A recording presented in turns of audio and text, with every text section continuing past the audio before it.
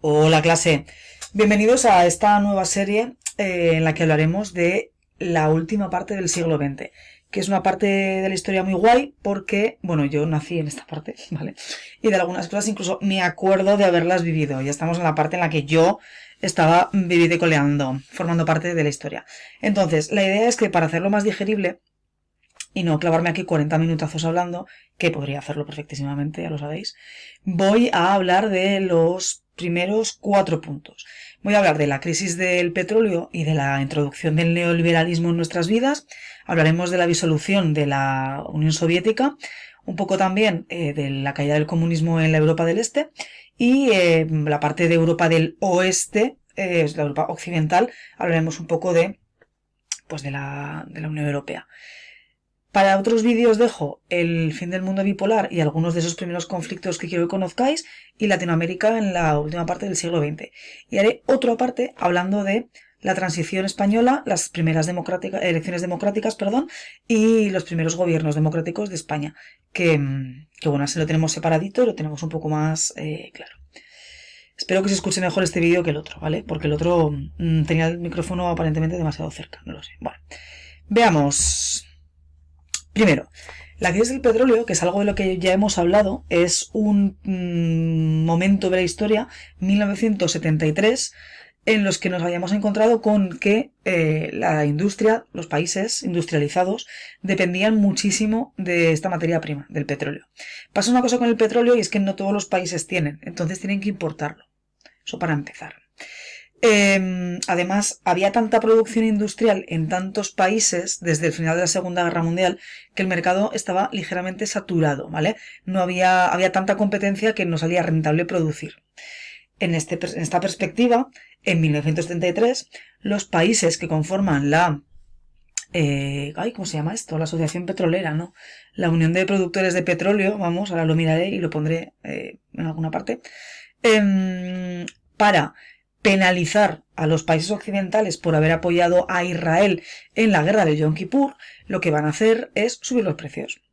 ¿Qué pasa? Que te venden menos petróleo, te lo venden más caro. Claro, el petróleo también se utiliza para, por ejemplo, algunas centrales térmicas que producen luz. Bueno, en general, las materias, los costes de producción de los productos, de las industrias, se volvieron tan caros que muchísimas empresas quebraron. Y claro, cuando una empresa quiebra, lo que viene detrás es una tasa de desempleo, pues que sube. Cuando sube la tasa de desempleo, sube la inflación y sube la pobreza. Entonces, esto causó una crisis mundial tremenda, tremendísima. Hemos visto en el vídeo que estábamos viendo esta mañana, además, que muchos de las personas que se habían ido desde España después de la Segunda Guerra Mundial, después de la Guerra Civil, a trabajar a Europa, vuelven repatriadas porque en los países a los que habían emigrado para trabajar, las industrias quiebran. Entonces genera muchísimo movimiento demográfico, muchísimo movimiento de personas y sobre todo va a marcar un antes y un después en lo que es ese proceso de industrialización desmesurado que se estaba llevando a cabo. ¿Qué consecuencias tiene esto? Pues que los países empiezan a buscar nuevas fuentes de energía. Aquí se va a empezar a explorar pues la energía nuclear como algo ya más desarrollado, ¿no? Algo en el que se tiene más interés. Y empezaremos a hablar ligeramente de las energías renovables, ni de lejos con cómo están ahora. Pero bueno, se buscan alternativas, porque el petróleo se ve que no se puede depender de los países productores de petróleo. Por otro lado, para ser más competitivas, muchas empresas empiezan a modernizarse. Cuando hablamos de modernizarse en las empresas, normalmente de lo que hablamos es de hacerlas más eficientes a base de despedir personas porque lo sustituimos por máquinas. Es un poco el proceso que estamos viviendo ahora con las inteligencias artificiales. Todavía no ha explotado, pero bueno, es un poco ese proceso. Por otro lado, le afecta muchísimo a Japón, que en este momento era la economía que más estaba creciendo. Y muchos gobiernos, para dinamizar la economía de sus países, principalmente Estados Unidos y Reino Unido, van a empezar a implantar políticas neoliberales.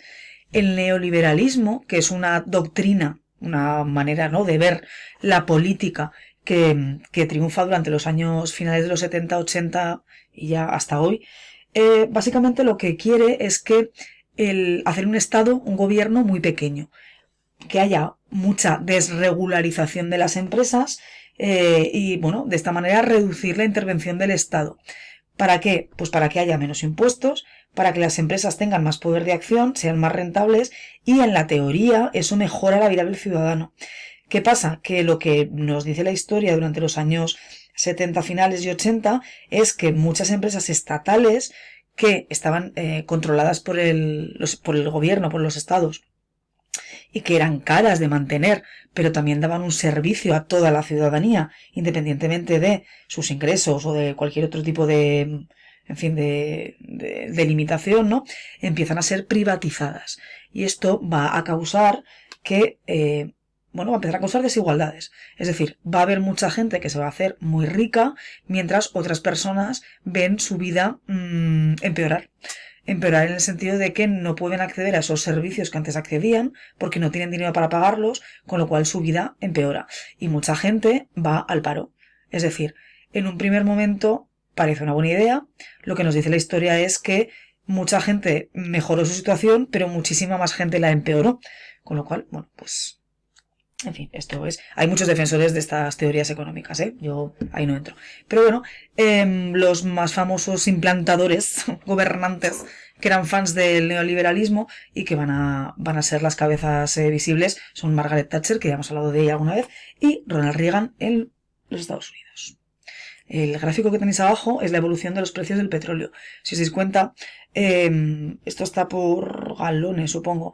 Precio del galón, pues tenemos ahí el 1970 es menos de 5, debe ser como 3, y en 1980 alcanzó su precio máximo con unos $37 el galón, que es una barbaridad. Bueno, más cosillas. Si nos vamos a el bloque soviético, vamos a ver que hay una crisis en el modelo económico y social de la URSS, ¿vale? Con la dictadura de Stalin, la Unión Soviética había crecido muchísimo. Recordad que en 30 años había pasado de ser una economía semifeudal a prácticamente estar en disposición de ir al espacio. Es un cambio súper rápido.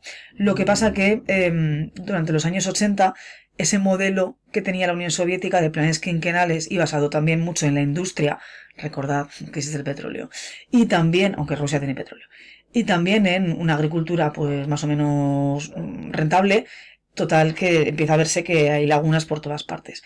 Suben los precios los costes de producción y como no se habían preocupado de mejorar en muchos aspectos la competitividad industrial, porque hemos hablado muchas veces de que si algo tiene la URSS es gente, entonces el crecimiento de este país empezaba a ser negativo, es decir, estaba en crisis.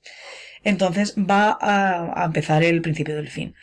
¿Qué va a pasar? Pues que va a aparecer un secretario general del Partido Comunista, es decir, un presidente de la URSS, ¿no?, que va a hacer una serie de reformas. Este señor va a ser Mikhail Gorbachev. Va a introducir una serie de tímidas aperturas económicas para empezar a comerciar con otros países que vamos a llamar, van a llamar, yo no estaba, perestroika, ¿vale? Era intentar acercar la economía a una economía de mercado, controlándola un poco. Economía de mercado me refiero a que haya cierta competitividad. Por ejemplo, en la URSS se producía un tipo de coche. Bueno, pues si hay más, tú puedes elegir cuál quieres, con lo cual las empresas compiten entre ellas, ¿vale? También va a hacer algún tipo de apertura social y política, que es lo que llamaremos glasnost. Entonces, eso, en principio, la idea era reducir un poco la corrupción, que la corrupción no deja de ser aprovecharse de un cargo público para fines personales, pues enriquecerte, enriquecer a tu familia, tener una mejor posición, tener una mejor casa dentro del comunismo, pues ese tipo de cosas, ¿no? Entonces empieza a haber como cierta apertura y se empieza a hablar empieza a haber libertad de expresión, libertad de discurso, deja de haber tanta censura en la prensa y eso lo que va a provocar es que la gente empiece a tener ideas nuevas. ¿Qué va a pasar entonces? Que esas acciones modernizadoras van a acelerar el nacionalismo de ciertas partes de esa Unión Soviética. Porque hemos hablado siempre de que cuando hablamos de Rusia, la Unión Soviética parece que es un país y en realidad es una unión de repúblicas, es decir, son muchos países que deciden que van a ir conjuntamente en una serie de leyes, ¿vale? Ahora pasa también, cuando hablamos de Rusia, Rusia no se llama Rusia, se llama la Federación Rusa. Y esto implica que hay Rusia, pero que hay más países. El más grande es Rusia, sí, pero es que hay más, pues yo qué sé, Georgia es un país, yo qué sé, Chechenia es otro país, ¿vale? Entonces, va a pasar que ciertas zonas de esa Unión Soviética se van a empezar a independizar. Los primeros son Ucrania y Bielorrusia. ¿Qué va a pasar? Que Gorbachev en diciembre del 91 va a decir que, mira, que ya está, que se acabó, que disolvemos este invento de la Unión Soviética y ya vamos a ver cómo nos organizamos, porque no nos está funcionando ni a nivel social, ni a nivel político, porque se nos están independizando los países, ni a nivel económico, porque estamos un poco en crisis económica. Bueno, entonces, con una serie de moviditas, no es tan fácil como pone en la diapositiva, se va a crear la Federación Rusa. El primer presidente va a ser Boris Yeltsin, que es un señor que estuvo gobernando un montón de años y que es muy conocido porque iba todo el rato borracho y, bueno, pues tenía unas intervenciones lamentables grabadas por la televisión porque, insisto, iba todo el rato borracho. Bueno, una de las primeras medidas que toma Boris Yeltsin, que llega al poder no de manera democrática, sino dando un golpe de Estado en el año 91, es prohibir el Partido Comunista. Es decir, el partido que había regido la vida de un país durante 80 años, de repente es prohibido. Esto es un cambio radical. ¿Qué más hace? Privatizar un montón de empresas estatales. Esto lo hemos hablado también. Empresas que había costado muchísimo dinero poner en pie y que funcionaban dando un servicio estatal, de repente son vendidas por 4 duros a cualquier colega que tú tuvieras bien posicionado dentro del gobierno. Implementa un sistema democrático.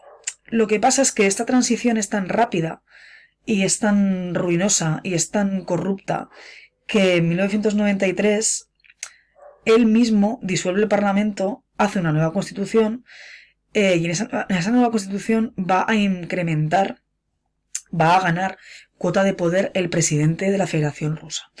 Esto está muy vinculado a todos los poderes que tiene ahora mismo Vladimir Putin, porque es exactamente el mismo cargo que tiene, Putin y Yeltsin son lo mismo con 20 años de diferencia. Entonces, de estos polvos, estos lodos, y con estos cambios constitucionales que implementó Yeltsin, pues va alejando, como os pone la diapositiva, a Rusia de la democracia y tenemos lo que tenemos hoy, que no es una democracia, porque en Rusia actualmente, entre otras cosas, no hay casi oposición. Se están cargando los líderes de la oposición. Bueno, pues solo con eso, solo con tener un partido ya hay que sospechar. Y esta es un poco la disolución de la URSS. ¿Veis? Voy súper rápido. Más cosas.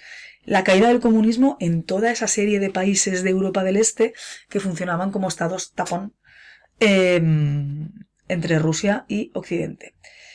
En 1989, Gorbachev, en esa política que tiene de apertura y de dejar un poco a la gente que haga más cosillas de las que hacía antes, lo que va a hacer es que va a retirar las tropas que él tenía de apoyo en todos estos países, rollo pues Polonia, la República Checa, bueno, que antes se llamaba Checoslovaquia, ¿no? Polonia, Checoslovaquia, Hungría, tal. ¿Qué va a pasar? Que va a ser la oportunidad para que movimientos sociales y políticos que se estaban fraguando en estos países para intentar desprenderse de gobiernos comunistas, pues es el momento perfecto, porque es que no tienes a nadie que te vaya a reprimir, o no, si no tienes a nadie, bueno, tienes menos gente que te va a reprimir, ¿vale? Va a ser más sencillo.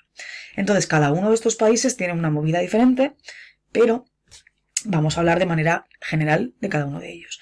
Entonces, en Polonia, ¿qué va a pasar? En Polonia se va a formar un sindicato que se va a llamar Solidaridad y que va a estar conformado por un montón de gente de la sociedad civil, es decir, no van a ser solo políticos ni militares, sino que va a haber gente de todas las clases que van a intentar organizar, y lo van a conseguir, van a organizar un movimiento de resistencia contra el gobierno comunista. ¿Vale? Entonces lo van a conseguir y a partir de mitad de los años 80 Polonia va a ser una democracia. Polonia tiene muchísimos problemas actualmente. Las últimas elecciones las ganó un partido de centro, pero anteriormente hablo del año pasado, estaba gobernado por un partido de ultraderecha que, entre otras cosas, quería hacer cambios en la Constitución para que ciudadanos con ciertas características tuvieran menos derechos dentro del mismo país. Y era un país, además, que estaba regido por un gobierno de ultraderecha ultracatólico. Entonces, pues bueno, problemillas. Checoslovaquia es un país pequeñito, era un país pequeñito que se dividió en dos. La República Checa y Eslovaquia, ¿vale? Va a ser un país que a partir del año 93 se va a dividir en dos naciones diferentes. No especialmente violenta esta división. En Rumanía tenían un dictador que se llamaba Ceausescu, que se negó a entregar el poder voluntariamente, con lo cual hubo una revuelta y lo mataron, tanto a él como a su esposa. Y ya, pues Rumanía es una democracia, más o menos. Es una democracia que tiene una peculiaridad. Bueno, no es una peculiaridad, pero es una curiosidad más bien. Rumanía, hasta la Primera Guerra Mundial, era una monarquía. Y cuando la década de los 2010, cuando se hicieron elecciones para primer ministro, la persona que ganó fue un señor que era el que tenía los derechos dinásticos. Es decir, un señor que hubiera podido ser rey, jefe del Estado, lo fue décadas después de manera democrática. Y bueno, es bonito. Por otra parte, las movidas de Hungría, ¿no?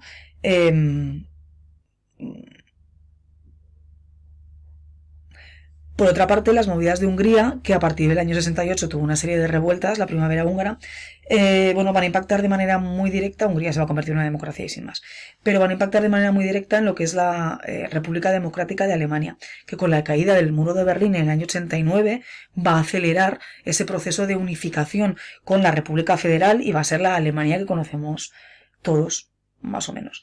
Es curioso como si tú ves los mapas electorales actuales de Alemania, en toda la zona que era comunista, ¿no? La zona del este está ganando la ultraderecha. Son fenómenos verdaderamente curiosos. Pasar de un comunismo ciertamente represor a otro tipo de represión de otra manera en 30 años. Pero bueno. ¿Qué regímenes comunistas nos quedan después de esto? Pues básicamente 3. Básicamente. Tenemos a China, que pasa de una dictadura férrea comunista a una especie de mix que ellos llaman el socialismo con características chinas, que es algo que impulsa un señor que se llama Deng Xiaoping, que yo no lo conocí, pero bueno, yo lo vi en la tele. Y China es un caso muy curioso porque aunque socialmente y políticamente es comunista, es decir, hay un solo partido, hay mucho arraigo, no sé, o sea, socialmente y políticamente es comunista al estilo de los años 80, pero tiene una economía de importación-exportación totalmente capitalista, con una economía de consumo brutal, porque todos hemos comprado productos chinos. No hay, o sea, hay cierta planificación por parte del gobierno chino de las industrias, pero hay muchísimas industrias privadas. Yo qué sé, Xiaomi es una empresa privada. Lenovo es una empresa privada. Ahora están haciendo coches. Los GM estos. No sé. No sé. Es un caso verdaderamente curioso, porque no tiene pinta de que vaya a haber cambios. De hecho, hace 4 años hubo unas elecciones para cambiar al secretario general del Partido Comunista Chino y volvió a salir el mismo otra vez, renovando por un tercer mandato, algo que era nuevo. Bueno, no sé. En Cuba tenemos que la familia Castro estuvo en el poder hasta el año 2010, que murió Fidel Castro. Luego estuvo su hermano Raúl Castro y ahora creo que hay otro. Lo tendría que mirar. Pero bueno, básicamente sigue siendo un régimen comunista y sigue estando bloqueado comercialmente por Estados Unidos. Ha habido una tímida apertura, vino de la mano de Obama en el año 2009, pero bueno, sigue siendo una isla con muchísimos problemas de desarrollo entre lo que tienen y lo que no le dejan, que bueno, son bastantes cosas. Y por otro lado, Corea del Norte está gobernado por la misma familia de dictadores comunistas desde 1948. Pues está el padre, el hijo, el nieto. El nieto no sabemos si tiene hijos. El nieto es Kim Jong-un, que bueno, es un poco gracioso porque se rompió los 2 tobillos porque va con tacones todo el rato. Bueno, el caso, que es una dictadura hereditaria, es una cosa rarísima. Y bueno, todos conocemos movidas de Corea del Norte. No parece que esto vaya a terminar pronto tampoco. Siempre se amenaza con una guerra nuclear entre las 2 Coreas, pero no sé, no está muy claro que el armamento de Corea del Norte esté en condiciones de hacer nada. Por último, Europa. Europa básicamente lo que va a entender es que después de la Segunda Guerra Mundial tiene que colaborar más o sea, tiene que haber más colaboración entre todos los países. Entonces se dedican a hacer primero uniones económicas, uniones aduaneras, es decir, quitar los aranceles, los impuestos para importar y exportar de ciertos países, ¿no? Esto lo hemos hablado. Ahora tú cuando compras, yo qué sé, una camiseta en Reino Unido, tienes que pagar aduanas. Pues porque no son de la Unión Europea. Si tú compras la misma camiseta en Portugal, pues no te las cobran. Pues porque hay no hay aduanas ahora.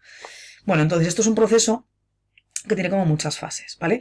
Pero nos vamos a quedar con las más interesantes, que son, después de la Segunda Guerra Mundial se crea el Consejo de Europa, ¿vale? Que básicamente es como una organización pues para llevarnos bien, ¿no? Para cooperar, pues para no discutir, defendemos los derechos humanos, tal. Luego se dan cuenta de que esto lo pueden aprovechar, pues para ahorrarse dinerillos, como siempre. Y a partir del año 51 vamos a tener la Unión del Carbón y el Acero, que va a ser una unión entre los países productores de carbón y de acero, principalmente Francia y Alemania, principalmente, para poder comerciar con estas materias primas, pues que sea más barato, echan vías de tren, pues bueno, lo típico, ¿no? Para que sea más flexible todo. En el año 57 se crea la Comunidad Económica Europea, que se firma en Roma y por eso se llama Tratado de Roma. Si os fijáis en el mapa, es lo que está en azul, es decir, Holanda, Bélgica, Luxemburgo, Francia, Alemania e Italia. A partir de aquí, el resto de países se va a ir uniendo a esa Comunidad Económica Europea, que ahora de momento va a ser solamente una unión económica, es decir, van a quitar las aduanas y alguna cosilla más. Se van a ir uniendo en diferentes fases. España, que es lo que nos interesa, se une junto a Portugal en el año 86. ¿Vale? No somos los últimos. Ahora está pendiente de que se unan ciertos países del este. No somos los últimos. Ahora Europa tiene un montón de países, pero cuando nos unimos nosotros era la Europa de los 16, me parece. Pero bueno, que esto está en expansión. Y tal y como está en expansión, está con la peculiaridad de que Reino Unido formó parte desde el año 73 y en el año 2019 dijo que se iba. Y esto es una movida porque no se había hecho nunca y porque se está viendo que a lo mejor ellos perdían más que Europa, sí, pero que es un desastre. Pero bueno, esto hasta aquí hablamos de comunidad económica. En el año 85 esa unión económica va a tener cambios también en cosas que no son económicas. Se va a firmar algo que se llama el Tratado de Schengen, que es un tratado de libre circulación, que es lo que nos va a permitir viajar, pues por ejemplo, a Italia con el DNI y no tener que pasar una frontera, ni tener que firmar un visado, ni tener que tener un permiso de trabajo para trabajar en Holanda, ¿vale? Es libre circulación de personas. Hasta la teníamos de bienes, ahora va a ser de personas. Lo siguiente interesante es que en el año 92 se firma un tratado, que es el Tratado de Maastricht, por el cual la Unión Económica se transforma en Unión Europea, es decir, se amplía también para que haya leyes iguales, además de libre circulación de cosas, de dinero y de personas. Más cosas. Todo esto, es que hay un montón de cosas, pero esto es lo que más me interesa. A partir del año 2002 se pone en circulación la moneda única, el euro. ¿Qué implica esto? Que es más fácil comerciar, porque no tienes que ir cambiando a francos, a marcos y a libras esterlinas. Bueno, a libras esterlinas no especialmente porque Reino Unido no quiso cambiar la moneda, pero bueno, hay una moneda común en ciertos países de la Unión Europea. Pues lo que os pone ahí con el símbolo del euro, es decir, pues Portugal, España, Francia, Bélgica, Alemania, Austria, Eslovenia, Italia y Grecia. ¿Que te vas a Suecia? Pues tienes que cambiar en coronas. ¿Puedes circular por Suecia? Sí. Es decir, pertenecer a la Unión Europea no implica necesariamente que tengas el euro como moneda del país. Implica otras cosas. Pero bueno, esto es un poco pues la movidilla de la Unión Europea y el euro y tal. Así que nada, pues aquí dejamos el vídeo. Dudas en clase, ya sabéis.